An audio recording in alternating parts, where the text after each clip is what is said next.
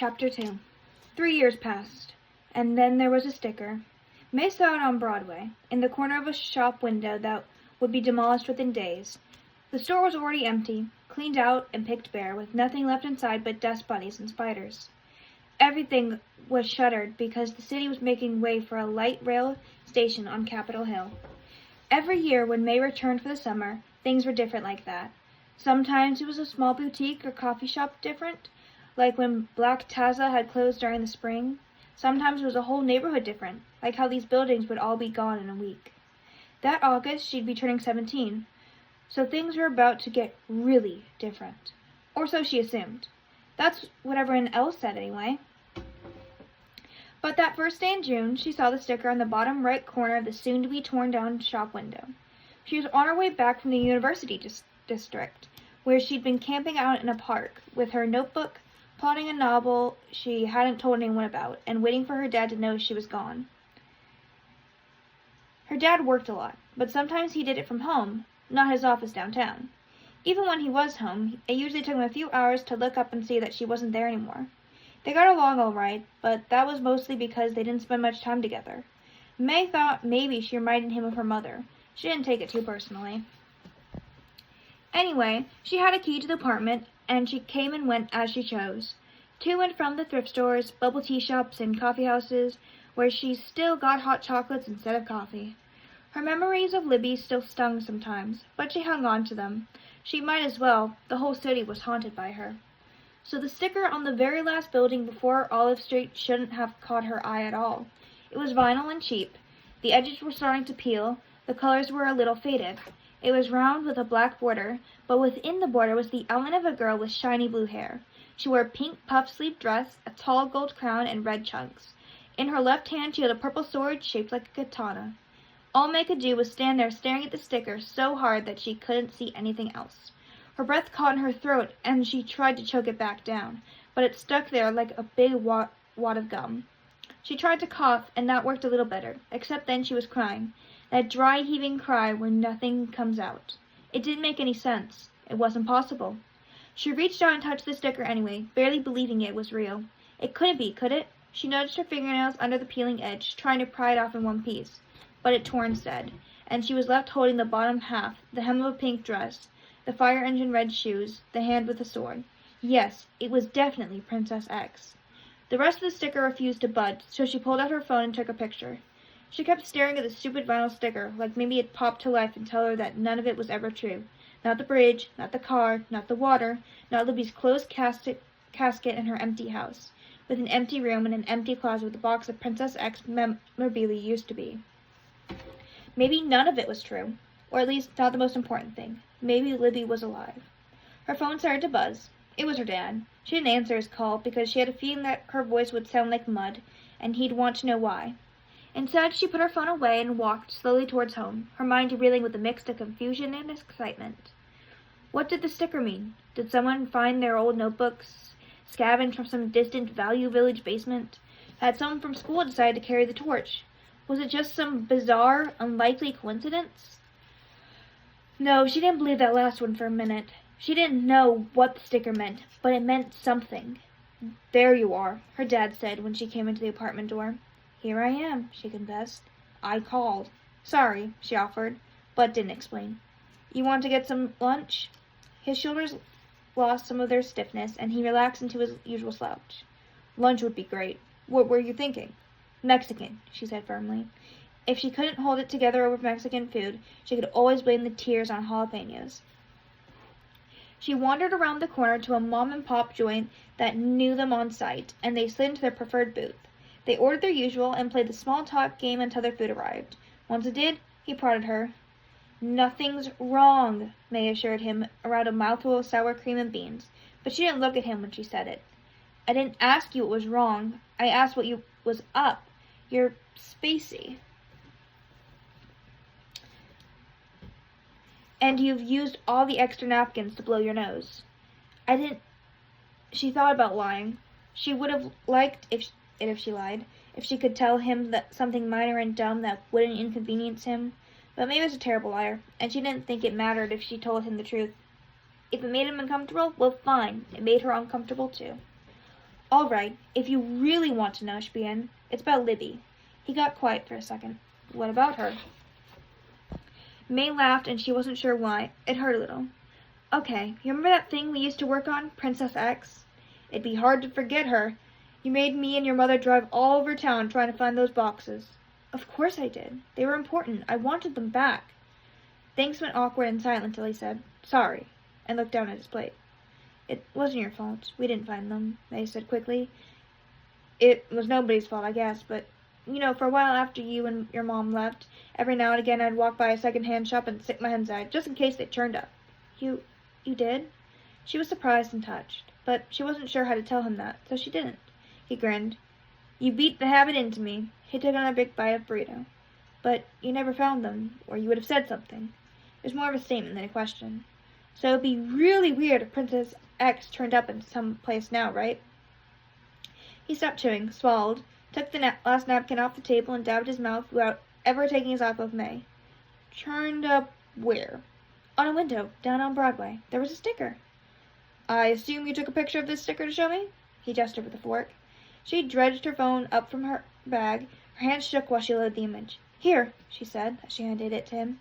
Her dad squinted down at the small screen. I'd say that's only half a sticker. I know. I tried to pull the sticker off first, but I ripped it. Here's the other half. Despite her best efforts, the sticker had contorted itself into a cigarette-sized tube of unwieldy stickiness. She forcibly unrolled it and smeared her palm across it, struggling to make it lie flat. It stuck to the plastic tablecloth, but tried to curl up again the moment her hand was out of the way. Her dad held the phone next to the sticker, mentally mapping them into a single image. He cocked his head to the left, then to the right. That is weird. Weird? It's impossible. I wouldn't say that. We didn't find the boxes, but someone else might have. Maybe some kid picked them up someplace that thought it looked cool. May slid down lower into the booth, the last bites of her enchilada growing cold. I doubt it. You don't doubt it, he said. You don't want to believe it, and that's not the same thing. Her eyes were watering again. She fought them for control of her face and mostly won. Oh, yeah? He sighed.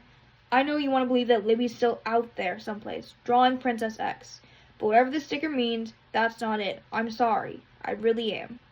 She wanted to be mad at him, but it could have been worse. She could have been trying to explain everything to her mom, and what a wreck that would have been. Her mom would have laughed and said she was wrong about the sticker. Then she'd go back to playing Internet Scrabble, and May would get so mad she launched into another ugly cry, and they'd fight, and May would hate her for lying about something so obvious and not even caring about it. At least her dad didn't tell her she was an idiot. He didn't always get her, but he never dismissed her out of hand. He took everything seriously, which was great sometimes, but at that moment May wanted the fairy tale, and if that's what she wanted, he wasn't the guy to talk to. So they quit talking about it, and once they got home, they watched The Venture Bros on Netflix, episode after episode, until her dad announced that it was bedtime and turned off the TV. That's how he always preferred to change the subject, with a remote control. Chapter 3. Over the next couple of days, May saw the princess everywhere. The one on the window, that was the first. One slapped on a stop sign, one on the side of a public mailbox, one nearly eroded from a sidewalk. It'd definitely been there a while. One on the side of a city bus, and then she had to start making notes of the graffiti too, because someone's Princess X stencil saw a whole lot of action downtown. May found the artwork next to storm runoff drains, down at the Pike Place Market, besides the big brass pig across from fish-flinging guys who'd always end up on postcards, besides the world's first Starbucks, which was brighter and more packed with tourists than Starbucks tend to be anyplace else. The quest for Princess X became a scavenger hunt. Every time she found an image, she snapped a picture and then asked anybody nearby, any shop workers or stall merchants, anyone who might linger from day to day, if they knew what it meant, or if they'd seen who put it there. The answer was always, no, no, no. May stalked the streets in sunglasses and earbuds, even when the sun wasn't out and there was no music playing on her iPod, just so no one would talk to her, and she could hunt for Princess X without being bothered. She moved through the city like a spy, watching and listening without being seen or heard. She never had a problem being invisible, especially when she and Libby were together. Everyone had always looked at Libby. She kept her eyes peeled for graffiti artists and punks, watching for anyone who might be the sort to slap stickers on public property. She watched the skater kids and the cosplay girls and the students at bus stops and little grade school goons with lunchboxes. And without meaning to, she kind of watched for Libby. Some part of her wondered if she would find more evidence of Princess X lurking at the spots the two of them had spent the most time together, and it gave her an excuse to visit their old stomping grounds. May didn't expect to just chase the stickers straight to Libby's ghost or anything. She just stopped avoiding their favorite places, that was all. She hadn't even realized she'd been doing it, but it was true. She had always stayed away from their old hangouts, taking the long way around. But not anymore. Their favorite bookstore had closed and then turned into a record store, and then that had closed too, but the storefront was still there. May thought of the rack of comics that used to be in the back, where Libby flipped through the books endlessly, looking for any artwork cool enough to copy. Copying is the sincerest form of flattery, May used to tell her. She could still hear Libby's voice, clear as a bell from 3 years away. It's always really good practice. She already knew Black Taza wasn't open anymore, so there was no point in visiting it. She checked out the old Walgreens where, once upon a time, she and Libby used to shop for lip gloss and nail polish while they waited for the bus. There was always time to try one more stripe of lipstick across the back of their hands, testing to see if it looked good against their skin. There was always room for one more sweep of pearl pink, candy apple, or cinnamon blush. She didn't see any of those colors anymore, but she saw 2 other girls giggling, spreading lip gloss wands over their wrists, arguing over which looked better. Instead of getting tears, she went ahead and smiled. Outside the bus stop sign, someone had set out a Princess X sticker. That made her smile, too. Finally, 2 whole days after discovering the sticker on Broadway, she caught a break. She was sitting in Volunteer Park at the edge of a pond, next to a fake great blue heron, a statue that hypothetically scared away the real ones so they wouldn't eat the koi. She had opened her notebook and turned to the notes for her novel in progress, but she couldn't concentrate enough to do much more than doodle in the margins. There was so much else on her mind, and really, all she wanted to do was sit down and write some Princess X stories. It had taken a while to learn how to write by herself without someone to sketch out the picture she described. It's a lot harder to tell stories with a friend, and with just the words to work with, because May never could draw for crap, and she never did get much better.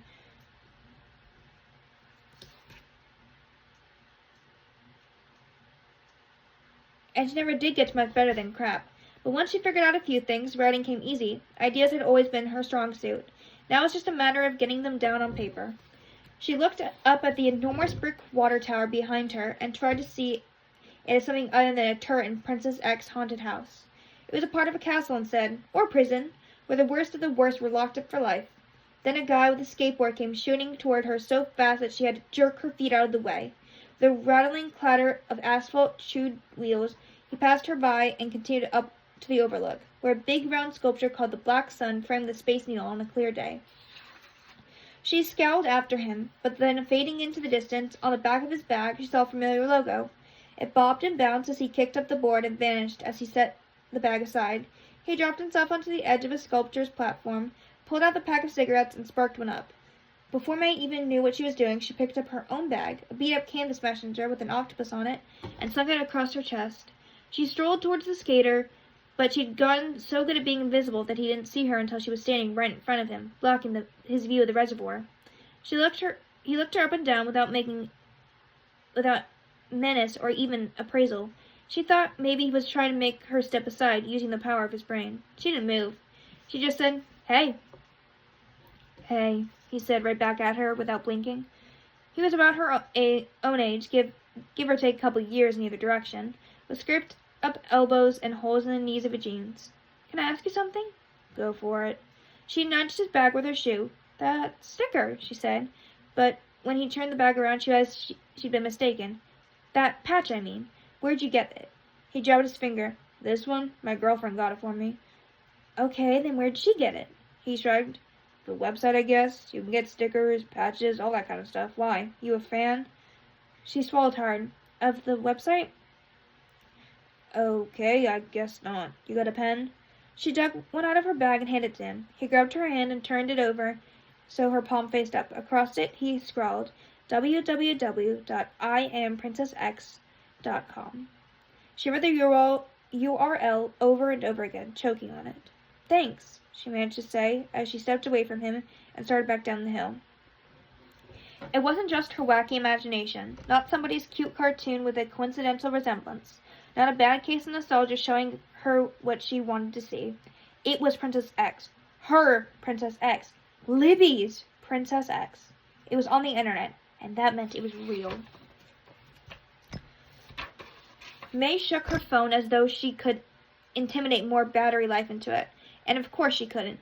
But she was only a few blocks from her dad's apartment, so she ran all the way there. She sweated through her t-shirt and sweater, which was a very attractive look, she was sure. But she made it home, let herself inside, then slammed the door shut and dashed for her bedroom. She grabbed her laptop and dragged it into the living room, where the wireless connection was strongest, and waited what felt like forever for the machine to boot up. "Dad," she called out. It only just occurred to her that he might be home, but he didn't answer, and that meant he wasn't working from the back room today. Good. She wanted some privacy. Her browser popped up and she plugged in the URL that she already knew by heart. She wormed herself out of the damp sweater and threw it on the floor, then grabbed a throw from the back of the couch and wrapped it around her shoulders like a shawl. I am PrincessX.com. There it was. May took a deep breath and let it out again, measured and slow. The website was mostly done in black and gray with pink and red accents, achieving a surprisingly dark look for a story about a blue-haired princess in a puffy dress. May dragged the cursor around. It wasn't an ordinary arrow, but a tiny purple sword. She loved it, and examined the page pixel by pixel. Beneath the banner was a large shot of the princess with her sword, flanked by the ghost of a woman on one side and a slender brown-haired man on the other. The woman was sad and ethereal, trailing ectoplasm and tears, with seaweed in her hair and blood pouring down the front of her dress. The man was small-eyed and angry, with 2 long, knobby limbs and grasping fingers that had too many knuckles. And the princess herself? She was no simple cartoon anymore, but a fully fledged character. She had wild black hair with electric blue streaks, and her mouth was set in a determined line.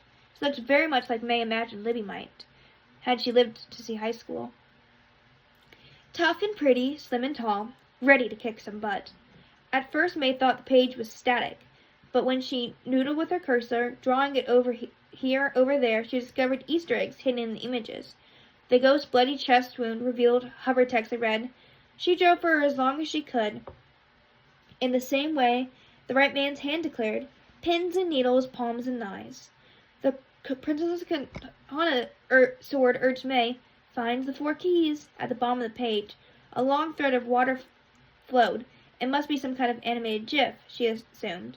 But when she hovered the cursor over it, it made little splashes, and warm golden light highlighted told her that it was a link. She double-clicked it.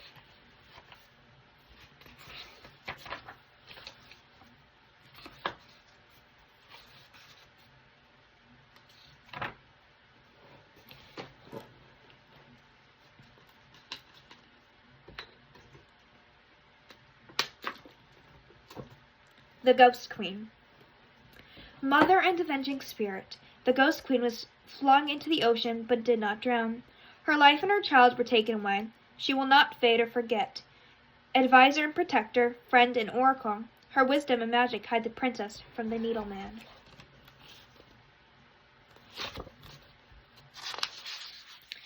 Princess X. The princess fell into the water twice. The first time, the Needle Man lifted her out from the waves and carried her home. He wished to build a new child out of her blood and bones, but she fled before he could reshape her. She ran, guarded by her mother's spirit, and now they walked together through an unnamed land, seeking safety, freedom, and justice. The Needle Man. A sad king from a foreign land. His daughter was lost and he was alone, so he captured Princess X and brought her to live in his castle. But the princess refused to love him, and she escaped one night in the storm. Now the Needle Man hunts the princess night and day. He must find her and kill her before she learns the secret of the 4 keys.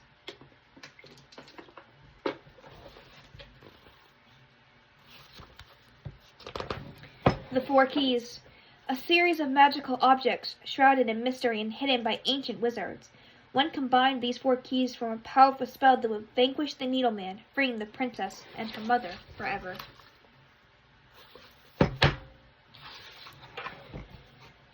The sword cursor followed May's train of thought, roaming across the pictures and the text, except for Princess X herself. None of these were right. This was not May's story. This was not anything she and Libby had negotiated under the covers after bedtime. Flashlights and markers scattered around the sheets. There was no mention of the city of Silverdale, or the haunted house high on the hill where the princess watched out for the city, fighting any and all crimes she spied below, except the Ghost Queen. She bore a crazy resemblance to Miss Deaton.